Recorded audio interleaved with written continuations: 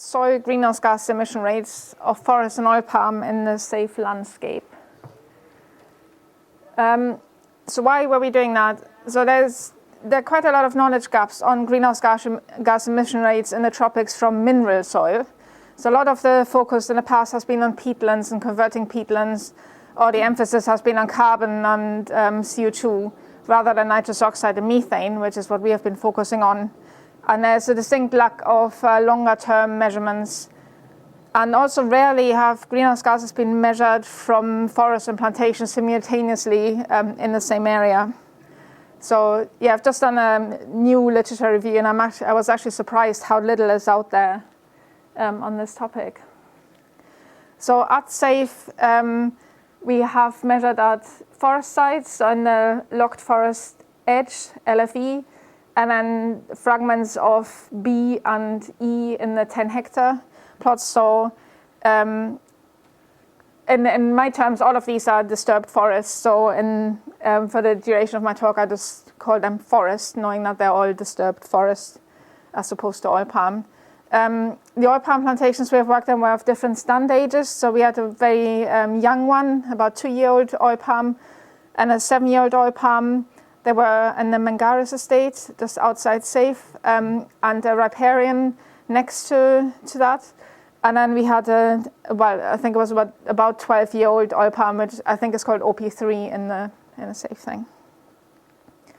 The field measurements we have done, where we collected greenhouse gas measurements over 2 years. So we had a student, Melissa, who went out there every 2 months for 2 years and measured soil greenhouse gases, so nitrous oxide, methane, CO2. We also did some VOC measurements of monoterpenes, which I'm not going to present here, but we have also done that. We have measured soil ammonium and nitrate from soil extractions every time the chamber measurements for the greenhouse gases were done. Soil moisture, pH, bulk density, were also collected. So soil moisture and temperature of soil and air were always done at the same time as the gas measurements. We have done soil and litter, total carbon and total nitrogen twice, at the beginning and at the end. And then we have precipitation data from Rory Walsh, which I forgot to put on that graph there. So the way we have measured this, briefly, I'm not going into details, is we had these soil collars out there.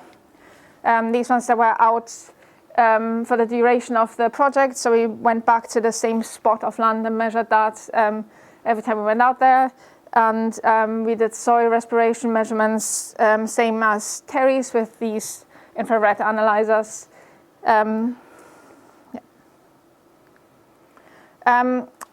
Just the result, so we didn't really see any temporal trend over time. That's why what I'm presenting here now is just amalgamated all the measurements we have done over the 2 years from these different sites or land users.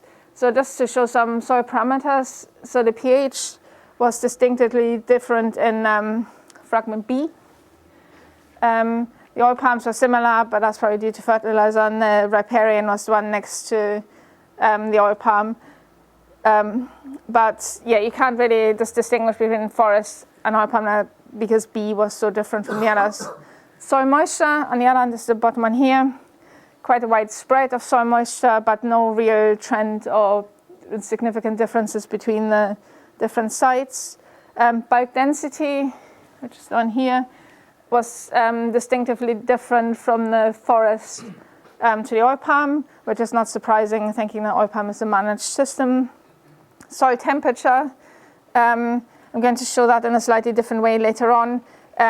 What we found was there was a larger spread in the oil palm due to probably not having a proper canopy, but especially in the young oil palm, because that didn't have a canopy, but the variability was huge. The total carbon and total nitrogen and the ratio of C and N. So even though the total carbon and total nitrogen were quite a bit higher in the forest compared to the plantations, but if you look at the C to N ratio, there's actually no significant differences. So generally for everything we measured there, we had a really high variability at each site, and the variability was probably slightly higher in the forest for some of these soil parameters. soil respiration was literally just that, soil respiration, so removed all the litter and plants from the plots and just measured the soil. We couldn't really find any differences between the different sites or the different land uses, and the variability was huge.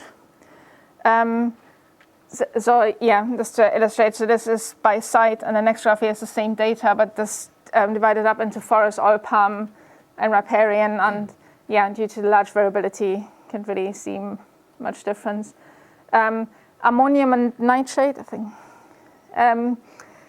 There's a very high variability in the oil palm, which will be fertilizer induced, but our measurements are not frequent or weren't frequent enough because we only went out there every 2 months, so we didn't capture any individual fertilization events.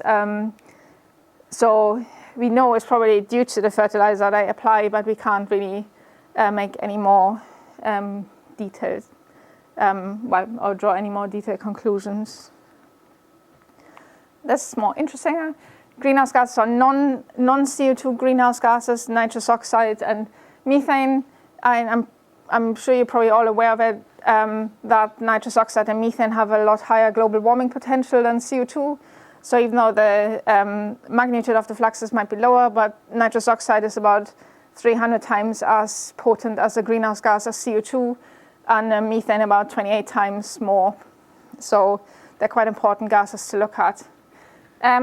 Again, a huge variability in the fluxes we measured, and I'm going to show one temporal trend, but we didn't really see any temporal trend over the 2 years we measured, so that's why I put all the data together just to show the variability and the magnitude of fluxes we measured. You can see in a first glance there's no huge differences, but again, we have these really high, some of the really high nitrous oxide fluxes will be due to fertilizer application, and some of the high methane fluxes we measured in the forest will be due to more organic matter being present in the forest than in the oil palm plantations. So initially, when we set out to do this project, we were after finding some drivers of these fluxes and hopefully finding differences between different land uses.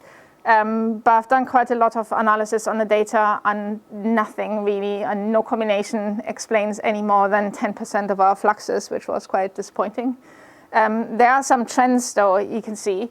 So, for example, looking at the soil temperature range, the range was a lot higher in oil palm. I think other people have shown that earlier today as well.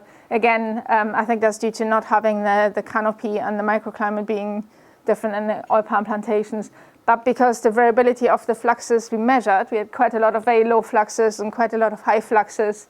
Even this difference doesn't actually help us in explaining the fluxes. For NTO, though, there seems to be an optimum around between sort of 25 and 30 degrees when all the high fluxes occur. So when it's hotter, the fluxes aren't as high, and when it's colder, they aren't either. But again, none of the analysis could tell us anything conclusive.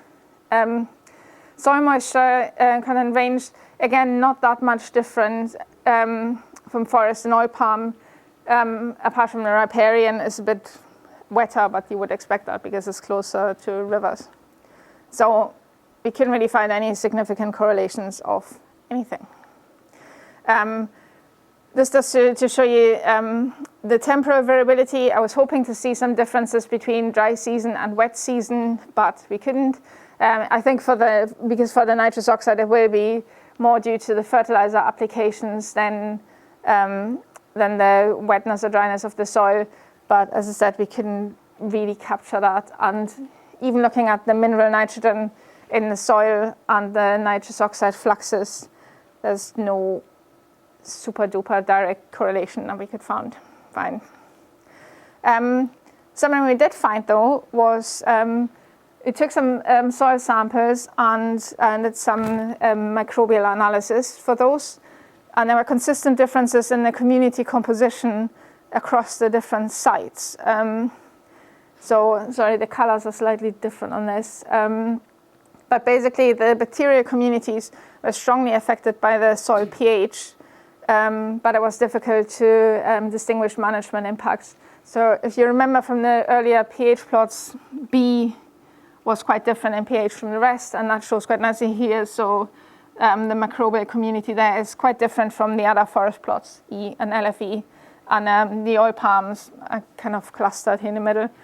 And we sampled soil for microbial analysis 3 times, capturing both dry and wet seasons.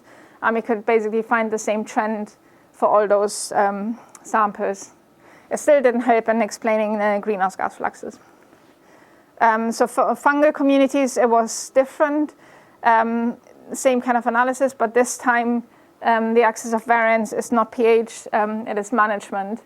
So again, like the oil palms are clustered on one side while the forests are on another. So there was a distinctive difference between the different land uses. So yeah, as I said, we couldn't really find any clear correlations or drivers or combinations of drivers for the greenhouse gas fluxes. There was a wider range of soil temperatures in the oil palm due to not having a closed canopy as in the forest. The fertilizer will be responsible for the high N2O fluxes that we sometimes measured, but we had a very high variability in the fluxes we measured. I should have said at the beginning we had 56 of these rings in the soil out there, so it's actually quite a large number of plots that we went back to and measured over 2 years. But because we only measured every 2 months, our sample frequency wasn't sufficient to capture any individual fertilization events, for example.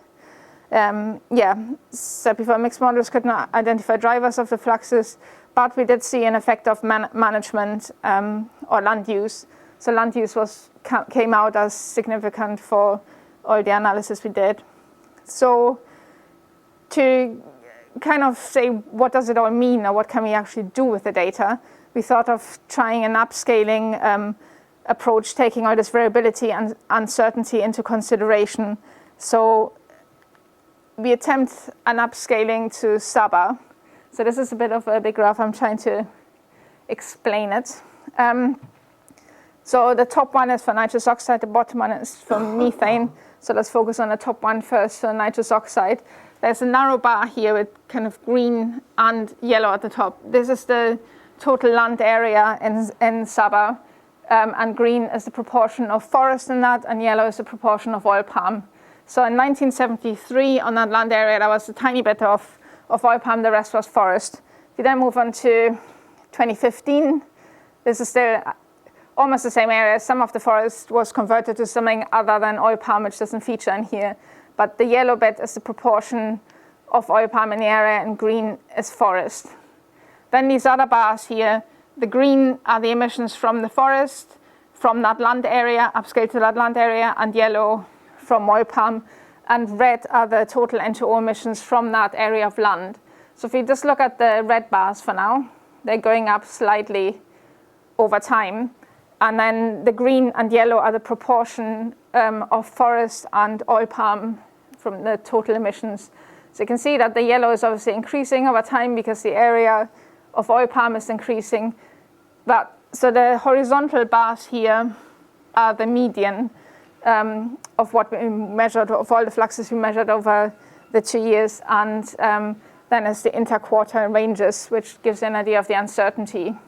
So even though the total emissions look like they have been going up since the 70s, or for the last 40 years, the uncertainties are still quite large.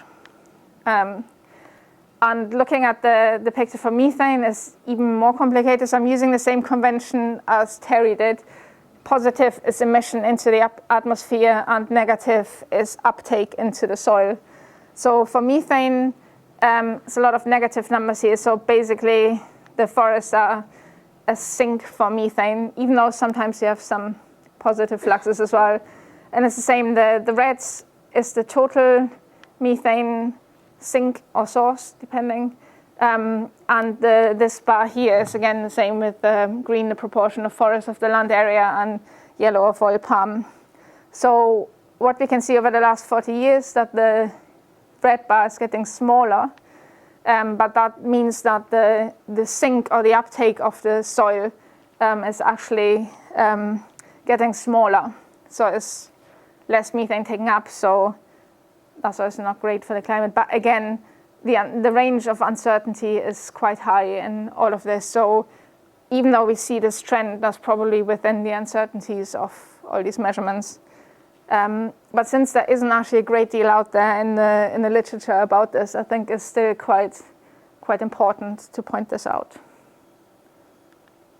Just to quickly summarize, I mean, the bacterial communities seem to be linked to pH, fungi to land use, but I didn't explain the variability of our greenhouse gas fluxes. So we couldn't really identify drivers of the greenhouse gas fluxes, despite having measured a quite large number of parameters. So I think that's important to point out as well. Because usually people say, oh, you have measured this and this, but you pretty much have measured all the usual parameters that people would consider. But this is one, well, I don't know if it's the first, but one of the very few studies to actually present emission rates of forest and oil palm in the same landscape on mineral soil. Nitrous oxide emissions in Sabah increased slightly over the last 40 years with the area of oil palm increasing, and the methane sink decreased slightly, but there are quite large uncertainties. That's it. Thank you.